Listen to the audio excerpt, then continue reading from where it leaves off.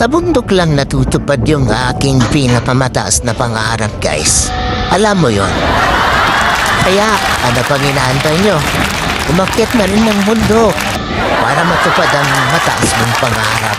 So yan, lalo na kung bakit ko yung Mount Apo at yung Mount Tulad. Masusunod soon sana. Kaya yan, matataas yan, yung mga pangarap kong yan. So kailangan kong matupad, guys. So at dito nga lang nagkakaroon ng katuparan yung aking mga pangarap pag umakit ako ng bundok na mataas, o diba?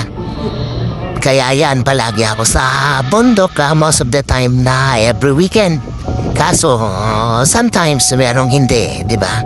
Pero ganun pa man, nagnanais pa rin ako na makaakyat ng bundok, makapunta ng mga beach, makapunta ng mga waterfalls, at marami pang nature. Kasi love natin ang nature, guys, eh.